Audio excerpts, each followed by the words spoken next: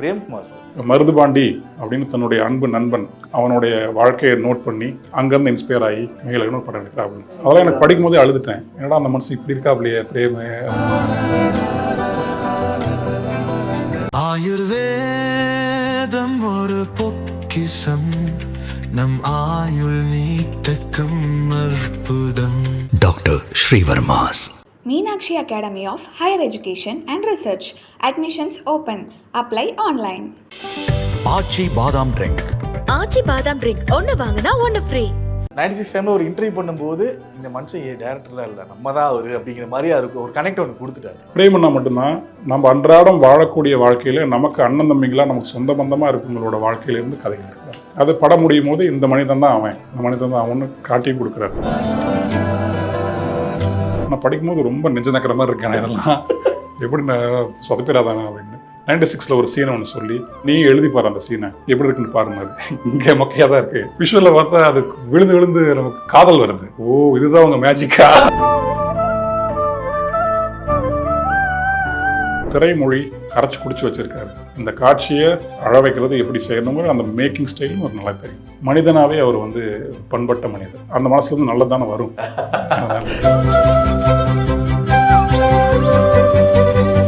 Karthik Netha sir வணக்கம். வணக்கம் தோழர். இன்னொரு ஜேர்னியும் எனக்கு பர்சனலாக பிடிச்சது. பிகாஸ் பிரேம்குமார் சார் எனக்கு வந்து அவர் வந்து நான் எனக்கு தெரியும் ஓரளவுக்கு அது இதுக்கு முன்னாடியே தெரியும். அவர் கேமராமேனாக இருந்த காலகட்டத்திலேருந்தே எனக்கு ஒரு படித்து தெரிஞ்சிருக்கேன் இவர் இப்படி தான் அப்படின்னு சொல்லிட்டு.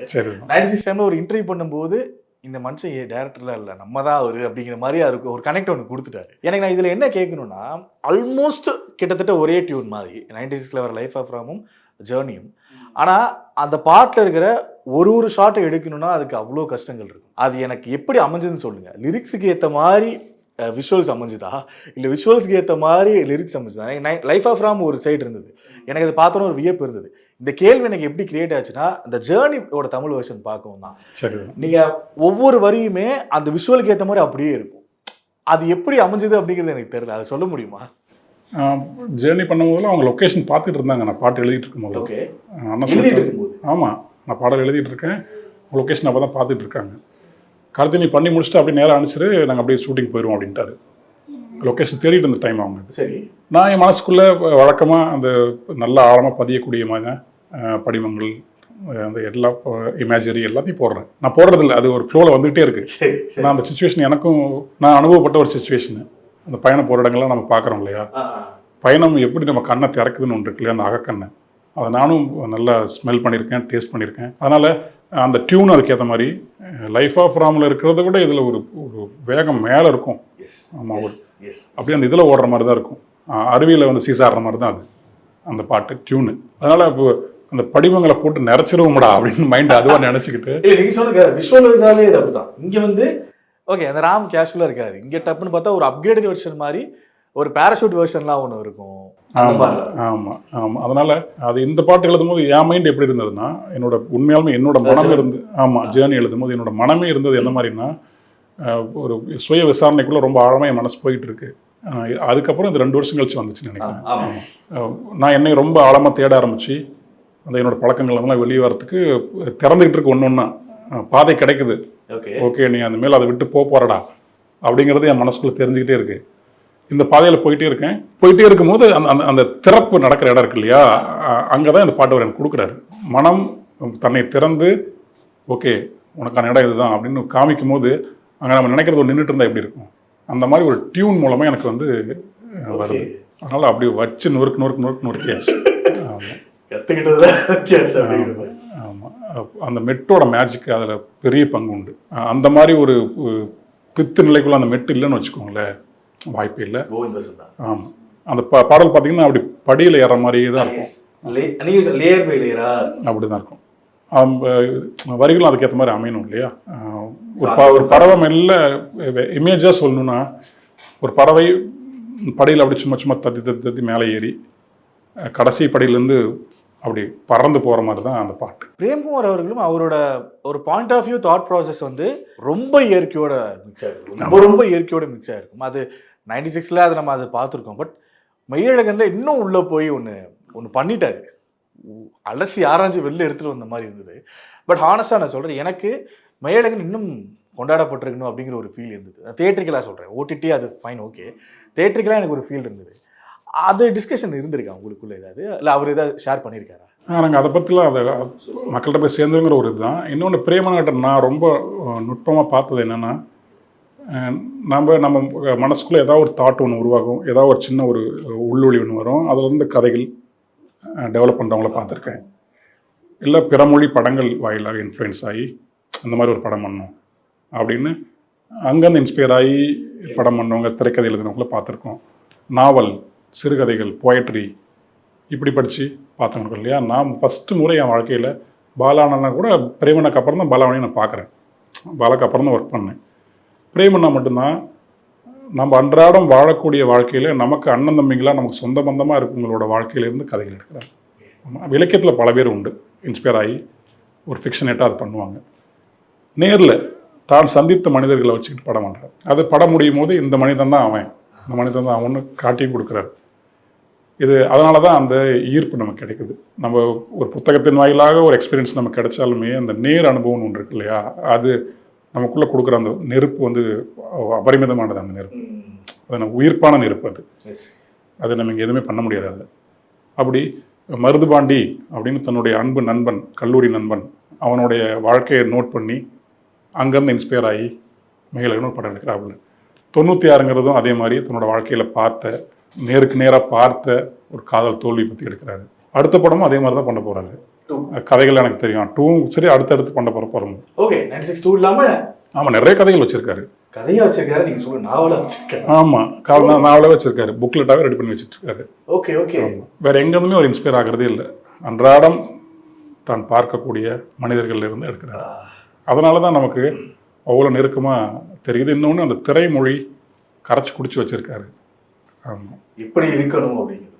ஆமாம், இந்த காட்சியை அழ வைக்கிறது எப்படி செய்யணுங்கிற அந்த மேக்கிங் ஸ்டைலும் அவருக்கு நல்லா தெரியுது. இது ரெண்டுமே அவருக்கு தெரியறதுனால ரொம்ப இது எல்லாத்தையும் மீறி மனிதனாகவே அவர் வந்து ஒரு பண்பட்ட மனிதர். அதனால் அந்த மனசுலேருந்து நல்லதானே வரும். அது நான் சொன்னேன்ல, இப்போ ஒரு இன்டர்வியூ தான் பண்ணேன், எனக்கு அது பயங்கர கனெக்ட் ஆகிடுச்சு. ஓகே, டேரக்டரையும் தாண்டி ஒரு ஃபீல், ஒரு ரெஸ்பெக்ட் கலந்த ஒரு ஃபீல் ஒன்று கொடுத்துட்டாரு அவர் அப்படிங்கிறது.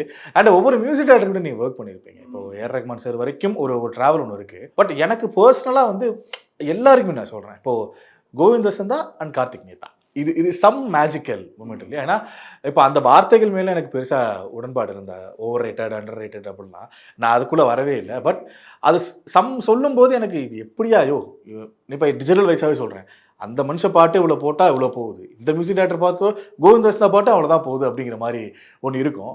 ஸோ உங்கள் 2 பேருக்கு உண்டான அந்த கெமிஸ்ட்ரி எப்படி? ஏன்னா பாடலுக்கு பாடல் தெரியுது. மெய்யழகன்ல அது மட்டும் கிடையாது, இப்போ அருள்மொழி சாங்காக இருக்கட்டும், மெய்யழகன் நீங்கள் ஒர்க் பண்ண அந்த பாடல்களாக இருக்கட்டும், அது எல்லாமே அப்படி இருந்தது. 96 ஆப்வியஸாக அது ஒன்று எல்லா பாட்டுமே. அதுவும் உமாதேவியோட பாடல்லாம் ஐயோ போறேன்னா சரியும். இன்னொன்று யாரோ நீ வரிகளும் வச்சு கிளப்பிருச்சு உமா. அது ஒன்று. நான் இந்திய இசை நல்லா தெரிந்த ஒரு கலைஞன், தன்னுடைய கலைக்கு ரொம்ப நேர்மையாக இருக்கணும்னு நினைக்கிற ஒரு கலைஞன். எந்த வகையிலையுமே என்னோட கலையை வந்து நான் மெக்கானிக்கலாக மாற்றிடக்கூடாது அப்படின்னு ரொம்ப ரொம்ப விழிப்பாக இருக்கக்கூடியவர். அது இந்த சினிமாக்குள்ளே வரும்போது இல்லையா, அது கொஞ்சம் தடையாகும். அதை நம்மளை போட்டு நீ மெக்கானிக்கலாக தான் மாறணும், இந்த நேரத்துக்கு இது கொடுக்கணும், அந்த நேரத்துக்கு இது கொடுக்கணும் அப்படின்ற மாதிரி ஒரு சிக்கல் அவருக்கு ஏற்படுத்துச்சு. அதெல்லாம் கொஞ்சம் கடன் தான் வந்தாப்புல. நான் இண்டிபெண்ட்டாக இருக்கிற பூ அது மலர நேரத்தில் தானே மலரும், நீ ஒரு 10 நிமிஷம் முன்னாடி மலருன்னு சொல்கிற மாதிரி தான் அது. அதன் போக்கில் மலர்ற ஒன்றை வந்து இந்த நேரத்தில் பண்ணி ஆகணும், கொஞ்சம் சிரமம் வரதான் செய்யும். அந்த சிக்கலில் கொஞ்ச நாள் இருந்தாப்புல. ஆனால் அந்த இசை இருக்கு இல்லையா, அந்த இசைக்கு ரொம்ப நேர்மையாக ஒரு மனிதன். டைம் பீரியட்குள்ளே செட் ஆகுறது. ஆமாம், அது வராது ஃப்ரீயாக. ஆமாம், அது பழகிருச்சுன்னா சரி. அந்த வளர்ச்சி அவர் பார்த்து அப்புறம் அது இசையாக வரணும்னு நினைக்கிறாரு. தன்னுடைய உயிர்ப்போடு அது கலந்து வந்து அப்படி வெளியே வரணும்னு நினைக்கிறாரு. ஆமாம், அதுக்கான நேரம் நம்ம கொடுத்தோமா அந்த மாதிரி இசை வரும். இல்லை மேக்ஸிமம் எவ்வளோ நாள் ஆகும் ஒரு பாட்டு? இப்போ சில நாள் இப்போ லைஃப் ஆஃப் டியூன்லாம் 5 செகண்டில் போட்டுருவாப்புல. ஆமாம், எல்லாமே எனக்கு தெரிஞ்சு இப்போ சும்மா அப்படி ஜஸ்ட் லைக் தட் உட்காந்தாலும் டக்குனு போட்டு விட்ருவாப்புல. அது எப்போ வரும், என்னைக்கு வருங்கிறது நமக்கு தெரியாது. அதற்கான நேரம் பிரேம நான் கொடுத்துட்டு வரேன். எப்பயும் முதல்ல போய் கதையை சொல்கிறது கோவிந்துக்கு தான். படம்லாம் கமிட் ஆகிருக்காரு, கதை ஒன்று ரெடி ஆகிடுச்சு, இருந்தால் படிக்க முடியாதுல்ல அவரால், இவர் தான் சொல்லுவார், நரேட் பண்ணிடுவார், வெர்பலாக நரேட் பண்ணிடுவாப்புல. முதல்ல ஸ்டார்ட் ஆகிறது அங்கே தான், இந்த இடத்துல ஒரு பாட்டு, இந்த இடத்துல ஒரு பாட்டு, இந்த இடத்துல பாட்டு. அவர் அந்த கதையை மண்டையில் ஏற்றிக்கிட்டு அவர் பாட்டுக்கு அவர் பைக் ரைடிங் போகும்போதோ இங்கே வரும்போதோ நல்லா ஊறி அந்த நிலத்தில் ஊறி ஒரு பெரிய மரம் வந்து நிற்கிற மாதிரி ஒரு கட்டத்தில் படன்னு வந்துடும். அதுக்கப்புறம் தான் ப்ரொடியூசர்கிட்ட போய் கதையை சொல்லி ஓகே பண்ணி அப்படி தான் நடக்கும். எல்லாத்தையும் ரெடி பண்ணிட்டு அந்த அந்த ஸ்பேஸ் இருக்கு இல்லையா, அந்த நேரம் கொடுக்கறது இருக்குல்ல, அது பிரேமனா எப்பயுமே கொடுப்பாரு. பயங்கரமா இருக்கு கேட்கறதுக்கு. ஓகே. ஆமா, அவர் அதுக்குள்ளேயே வாழ்ந்துட்டு தான் இருப்பாங்க. நீங்களும் அப்பயே வந்துருவீங்களா இல்லை கமிட் ஆனது? எனக்கு கமிட்டுக்கு முன்னாடி கூட எனக்கு கதையெல்லாம் கொடுத்துருவாரு. இந்த இடத்துல ஒரு பாட்டு வைக்கலான் இருக்குன்னு சொல்லிடுவார். அந்த ஐடியா மட்டும் சொல்லிடுவார். ஆமாம், இப்படி தான். மற்ற இடங்கள் அப்படி நடக்காது இல்லையா, அது சிரமமாக இருக்கும் நமக்கு. அந்த சிரமத்தில் இருக்கும்போது கொஞ்சம் கஷ்டமாக இருக்கும் அவருக்கு. மற்றபடி மெட்டு அமைக்கிறது, அந்த ஆர்கெஸ்ட்ரேஷன் கொண்டு வர்றது, இதெல்லாம் அவருக்கு அசால்ட் தண்ணிப்பட்ட பாடு. இன்னொன்று ரொம்ப வெஸ்டர்ன் மியூசிக் மேலே ரொம்ப பெருங்காதல் கொண்ட ஒரு பையன். அதெல்லாம் இங்கே முயற்சி பண்ணி பார்க்கணும் அப்படிங்கிறது எல்லாம் உண்டு. ஜேர்னியில் பார்த்தீங்கன்னா ஒரு அரபிக் டச் ஒன்று இருக்கும். நான் சொல்ல வந்தேன், நீ இப்போ எல்லாரும் ஜேர்னி தான் பேசுகிறாங்க, ஜேர்னியை பாட்டு தான். இன்னும் அந்த ஆல்பம் ஜானுவோட தமிழ் ஆல்பமே ஒரு ஒரு வேற மாதிரியான ஒரு கலரில் இருக்கும். லிரிக் வைஸாக நான் சொல்கிறேன். ஆமாம். அதனால் இப்போ கோவிந்த வசந்தா கிட்ட இந்த பெரிய பெரிய கனவுகள்லாம் இருக்குது. அதற்கான நேரம் கொடுத்து அதுக்கான சரியான சம்பளமும் கொடுத்து பண்ணாங்கன்னா சூப்பராக வந்துடும். ஒரு யூனிக்கான பாடல்கள் வந்துக்கிட்டே தான் இருக்கும். அவர்கிட்ட யூனிக்கான பாடல்கள் மட்டும்தான் வருது. தனக்குள்ளே அவ்வளோ மெனக்கடுறாங்க. ஓகே, இப்போது எனக்கு இந்த நாங்கள் படமாக தான் பார்க்குறோம். ஏன்னா ரிலீஸ் ஆனதுக்கப்புறம் கம்ப்ளீட்டாக நாங்கள் படமாக தான் பார்ப்போம். இப்போ நீங்கள் சொல்கிறீங்க இல்லையா, எனக்கு சொல்லிடுவார் இல்லை நான் படிச்சிருவேன் அப்படின்னு. எனக்கு அந்த மூமெண்ட் மட்டும் சொல்லுங்கள். இப்போ 96 படித்தப்பையாக இருக்கட்டும், இல்லை மெய்யழகன் படித்தோ இல்லை கேட்டோ தெரிஞ்சப்பையோ, இந்த ரெண்டு கதைகளும் தெரிஞ்சதுக்கப்புறம் அது கார்த்திக் நேதாவோட ரியாக்ஷன் என்ன வருது? 96 ஃபஸ்ட் டைம். 96 நான் கதையாக படிக்கல. ஏன்னா அப்போ நான் கொஞ்சம் மறுவாழ்மையாக அது சுற்றிட்டு இருந்ததுனால அவர் கடைசி நேரத்தில் அவரை பார்த்தேன். நான் தான் எழுதணும் ரைட் பண்ணி தான் வாங்கினார். மெய்யழகன் வரும்போது புக்லெட் கொடுத்து அதை ஃபுல்லாக படித்து ரியாக்ஷன் நிறைய இடங்கள் அந்த சருகெல்லாம் அவன் எடுத்து பாக்கெட்டில் வச்சுட்டு போவான் பாருங்க. அது படத்தில் வருதா என்னன்னு தெரியல. இந்த சருகு அவங்க வீட்டை விட்டு காலி பண்ணி போவான் இல்லைங்களா, அப்போ அந்த வீட்டில் வந்து இலை எடுத்து பாக்கெட்டில் இருக்குல்ல, அதை நான் போகிறேன் சாங்கில் வருமே. அதெல்லாம் எனக்கு படிக்கும் போதே அழுதுட்டேன். ஏன்னா அந்த மனுஷன் இப்படி இருக்கா அப்படியே பிரேமு அப்படின்ட்டு.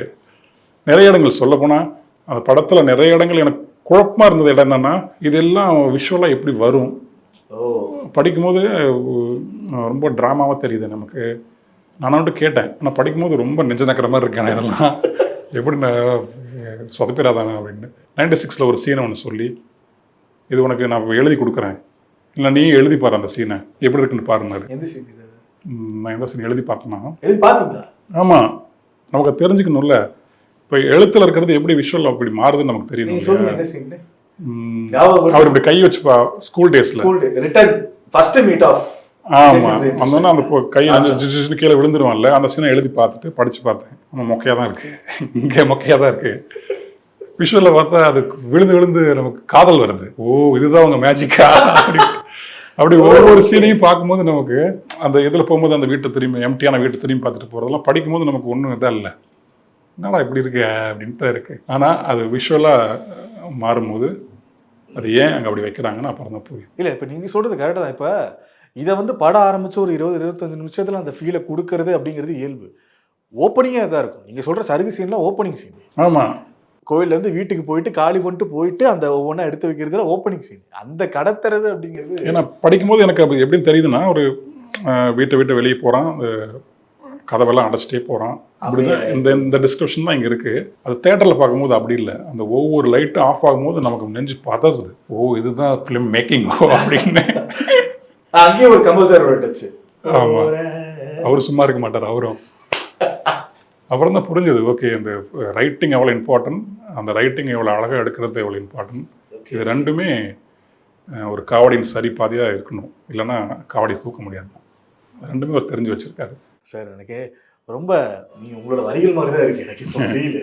ரொம்ப எளிமையாக ரொம்ப ரொம்ப நிறைவாக இருக்குது அப்படிங்கிற மாதிரி. இன்றைய ஆரம்பத்தில் ஒரு விஷயம் சொன்னீங்க, கார்த்திக் நேதா இப்படியும் பண்ணுவார் அப்படிங்கிறது காட்டுறதுக்கான ஒரு வாய்ப்பாக இது அமைஞ்சது அப்படின்னு. வேற லெவலில் இருக்குது அது. வந்து இது வாழ்த்துக்கள் அப்படிலாம் இல்லை, ஆசை. அது வந்து இப்படியும் ஒரு இந்த டேர்ன் ஆஃப் கார்த்திக் நேதா நாங்கள் பார்க்க போகிறோம் அப்படிங்கிறது ஒரு ஆசை. ஏன்னா இப்போது இந்த மாதிரி கவிஞர்கள் எழுதுறவங்க கம்மி தான். இப்போ கம்மிங்கிறத தாண்டி யூஸ் பண்ணப்படுறது அரிதாக இப்போ மாறிடுச்சு. இப்போ அப்படிங்கிறது இல்லை. இப்போ பாவஜய் சார், கபிலன் சார், நீங்கள், தாமரை மேம் இப்போ ரொம்ப ரேராக இப்போ எழுதுறாங்க. தாமரை மேமோட ஃபேவரட் ஏதாவது? அக்காவோட எல்லா பாட்டுமே எனக்கு ஃபேவரட் தான். எனக்கு ஆரம்பத்தில் எந்த உயிரேன்னு ஒரு சாங் இருக்குது, பார்த்திபன் சார் ஒரு உன்னருகே நான் இருந்தால் படம். அதெல்லாமே எனக்கு உருகிருச்சு அப்போவே. இவங்க தான் தாமரைன்னு தெரியறதுக்கு முன்னாடியே. அது அப்புறம் தவமின்றி கிடைத்த வரமே ஒரு பாட்டு. அதெல்லாமே கூட அந்த தாமரைங்கிறவங்க யாருன்னு நான் உணர்றதுக்கு முன்னாடி கேட்ட பாடல்கள். இப்போ இவ்வளோ இதாக எழுதிட்டு இருக்காங்களே. அக்கா ஓரத்துலையும் நான் பார்த்தது என்னென்னா, அந்த மொழியால் அவங்க செறிவடைஞ்சிட்டு வந்தது அப்படியே பார்க்க முடியும். அங்கே இருந்த மொழிக்கும் கௌதம் சார் படங்களில் அவங்க வந்து அரைவாய் எழுதுனதுக்கும் வேறு இடத்துல இருக்கும். வேற ஒருத்தங்களுக்கு எழுதும் போது வேறு மாதிரி போகும். அது அக்காவோட மாற்றத்தை பார்த்து நான் வியந்திருக்கேன். ஆமாம், 96 பாட்டு கேட்டு அக்கா எனக்கு கால் பண்ணி பேசினாங்க. ஆமாம், ஓகே, என்ன தம்பி நீ என் தம்பி. இது போதும். Thank you so much sir. ரொம்ப நன்றி, ரொம்ப நன்றி. ஆயுர்வேதம் ஒரு பொக்கிஷம், நம் ஆயுள் நீட்டக்கும் அற்புதம். Doctor Srivarma's. Meenakshi Academy of Higher Education and Research. Admissions open. Apply online. ஆச்சி பாதாம் ட்ரிங்க். ஆச்சி பாதாம் ட்ரிங்க் ஒன்னு வாங்கினா ஒன்னு ஃப்ரீ.